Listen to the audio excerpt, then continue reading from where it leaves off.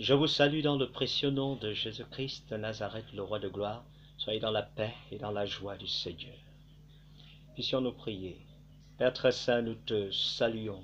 Béni sois-tu pour ces instants que tu permets, pour le souffle de vie que tu nous donnes, pour la santé, pour l'être et le mouvement, pour tes grâces infinies.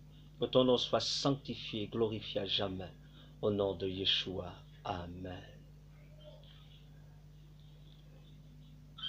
Nous parlerons ce jour d'un thème, la foi agissante. Nous parlerons de la foi agissante par l'aide et la grâce et le soutien du Saint-Esprit. Notre texte de base se trouve dans le livre de Jacques. Jacques, le chapitre 2, le verset 14 à 26. Nous allons lire l'épître de Jacques, le chapitre 2, le verset 14 à 26. Il est écrit: Mes frères, que sert-il à quelqu'un de dire qu'il a la foi s'il n'a pas les œuvres? La foi peut-elle le sauver? Si un frère ou une sœur sont nus et manquent de la nourriture de chaque jour, et que l'un d'entre vous leur dise: Allez en paix, chauffez-vous et vous rassasiez, et que vous ne leur donnez pas ce qui est nécessaire au corps, à quoi sert-il?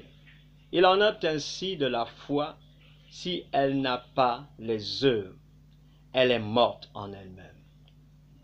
Mais quelqu'un dira: Toi tu as la foi et moi j'ai les œuvres. Montre-moi ta foi sans les œuvres, et moi je te montrerai ma foi par mes œuvres. Tu crois qu'il y a un seul Dieu, tu fais bien. Les démons le croient aussi, et ils tremblent. Veux-tu savoir, ô homme vain, que la foi sans les œuvres est inutile? Abraham, notre père, ne fut-il pas justifié par les œuvres lorsqu'il offrit son fils Isaac sur l'autel? Tu vois que la foi agissait avec ses œuvres, et que par les œuvres la foi fut rendue parfaite. Ainsi s'accomplit ce que dit l'Écriture. Abraham crut à Dieu, et cela lui fut imputé à justice, et il fut appelé ami de Dieu. Vous voyez que l'homme est justifié par les œuvres et non par la foi seulement. Rahab, la prostituée, ne fut-elle pas également justifiée par les œuvres? Lorsqu'elle reçut les messagers et qu'elle les fit partir par un autre chemin. Comme le corps sans l'âme est mort, de même la foi sans les œuvres est morte. Nous parlons de la foi agissante. La foi agissante. Et il y a un mécanisme invisible et un mécanisme visible en ce qui concerne la foi agissante. Dans le mécanisme invisible, nous allons lire un deuxième passage qui ne sera pas commenté, mais qui parlera de lui-même et qui ressortira les mécanismes invisibles de la foi, qui est proclamé dans le livre de Romains, le chapitre 10. Romains chapitre 10, le verset 6 à 17. Écoutons ce que la Bible dit. Mais voici comment parle la justice qui vient de la foi. Ne dis pas en ton cœur: qui montera au ciel, c'est en faire descendre Christ, ou qui descendra dans l'abîme, c'est faire remonter Christ d'entre les morts. Que dit-elle donc? La parole est près de toi, dans ta bouche et dans ton cœur. Or, c'est la parole de la foi que nous prêchons. Si tu confesses de ta bouche le Seigneur Jésus, Yeshua, et si tu crois dans ton cœur que Dieu l'a ressuscité des morts, tu seras sauvé. Car c'est en croyant du cœur qu'on parvient à la justice. C'est en confessant de la bouche qu'on parvient au salut. Selon ce que dit l'Écriture, quiconque croit en lui ne sera point confus. Il n'y a aucune différence en effet entre le juif et le grec, puisqu'ils ont tous un même Seigneur qui est riche pour tous ceux qui l'invoquent. Car quiconque invoquera le nom du Seigneur sera sauvé. Comment donc invoqueront-ils celui en qui ils n'ont pas cru? Et comment croiront-ils en celui dont ils n'ont pas entendu parler? S'il n'y a personne qui prêche, et comment y aura-t-il des prédicateurs s'ils ne sont pas envoyés selon qu'il est écrit? Qu'ils sont beaux les pieds de ceux qui annoncent la paix, de ceux qui annoncent de bonnes nouvelles. Mais tous n'ont pas obéi à la bonne nouvelle. Ainsi Ésaïe dit-il, Seigneur, qui a cru à notre prédication? Ainsi, la foi vient de ce que l'on entend, et ce que l'on entend nous vient de la parole de Christ. Voilà les aspects invisibles de la foi. Ils sont associés aux aspects visibles. Voyons les aspects visibles de la foi.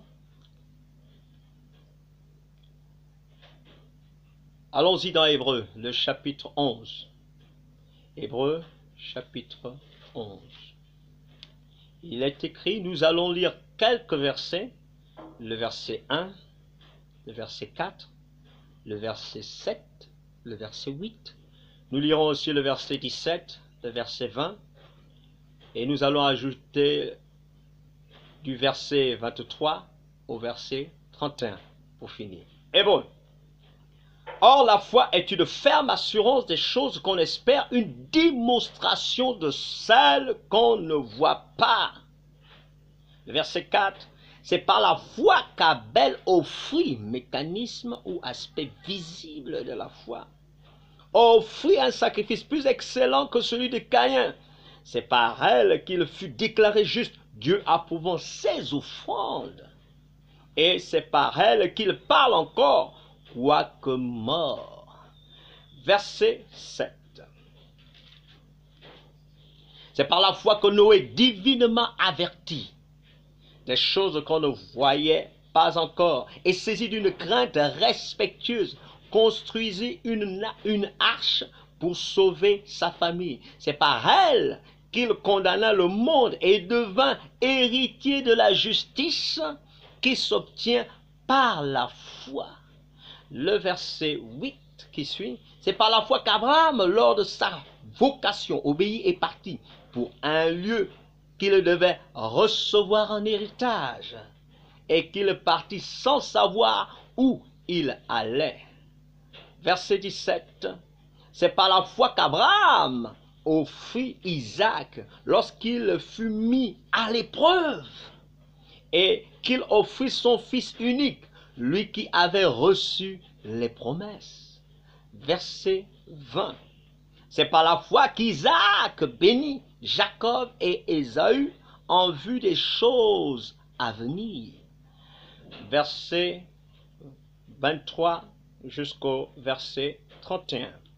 C'est par la foi que Moïse, à sa naissance, fut caché pendant 3 mois par ses parents, parce qu'ils virent que l'enfant était beau et qu'ils ne craignirent pas l'ordre du roi.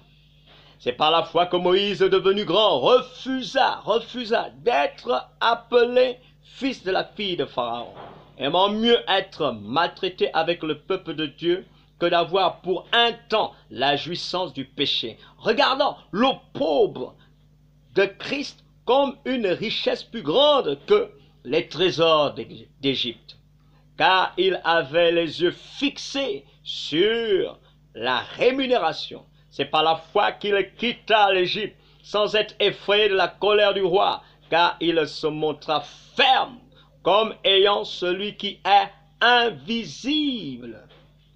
C'est par la foi qu'il fit la Pâque et l'aspersion du sang, afin que l'exterminateur ne touchât pas au premier-né des Israélites. C'est par la foi que les murailles de Jéricho tombèrent après qu'on en eut fait le tour pendant 7 jours. Et enfin, c'est par la foi que Rahab, la prostituée, ne périt pas avec les rebelles, parce qu'elle avait reçu les espions avec bienveillance. Voilà quelques aspects invisibles et aspects visibles en ce qui concerne la foi. Maintenant, nous avons 2 points en ce qui concerne ce thème, la foi agissante. 2 points. Le premier point concernant la foi agissante. La foi agissante n'est pas seulement un langage agréable. La foi agissante n'est pas seulement un langage agréable. Et nous pouvons le voir dans notre texte de base, souvenez-vous, Jacques chapitre 2, dans la partie du verset 14 jusqu'au verset 16. Ce n'est pas seulement un langage agréable. Premièrement, un langage agréable qui nous réconforte, comme il est écrit ici, au verset 14. Mes frères, que sert-il à quelqu'un de dire qu'il a la foi s'il n'a pas les œuvres? La foi peut-elle le sauver? Un langage qui nous réconforte. Nous disons, j'ai la foi, j'ai la foi, j'ai la foi, j'ai la foi en Dieu, j'ai la foi. On déclare notre foi, on proclame notre foi.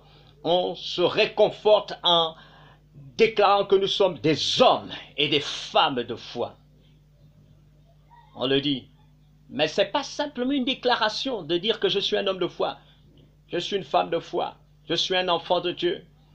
Ce n'est pas simplement la déclaration qui est importante en ce qui concerne la foi agissante. La foi ne va pas agir juste par nos déclarations, parce qu'on va le dire, ou parce qu'on va revendiquer notre foi en le proclamant. Non. Il y a aussi l'autre aspect, le second aspect. Un langage agréable qui réconforte les autres. Parfois, nous avons un langage agréable qui vient simplement pour réconforter les autres. Comme le dit si bien le verset 15 et le verset 16. Si un frère ou une sœur sont nus et manquent de la nourriture de chaque jour, et que l'un d'entre vous leur dise « Allez en paix, chauffez-vous, et vous rassasiez, et que vous ne leur donniez pas ce qui est nécessaire au corps, à quoi cela sert-il » Donc, il ne suffit pas de dire simplement « dans la paix et dans la joie », alors que l'autre est dans le besoin. Il ne suffit pas simplement de dire « paix et grâce ». Il ne suffit pas simplement de dire « shalom ». Ton shalom ne va pas régler le problème de l'autre. Si l'autre a faim, si l'autre a besoin de quelque chose, il faut que tu puisses agir. Il ne faut pas simplement déclarer des bonnes choses. L'Éternel pourvoira, alors que tu as la possibilité de faire quelque chose pour ton frère, pour ta soeur. Si Dieu t'a donné cette possibilité de le faire, fais-le. Fais-le. C'est important de le faire. Il est mieux d'agir que de proclamer simplement des paroles de grâce, des paroles de bénédiction. C'est bien, c'est noble, mais nous ne devons pas nous limiter à faire des déclarations, des bonnes paroles. Il faut que nos bonnes paroles soient aussi associées par quelque chose d'autre. C'est ça la foi agissante. Elle ne s'arrête pas simplement aux bonnes paroles pour nous-mêmes, aux bonnes paroles pour les autres. Nous allons prendre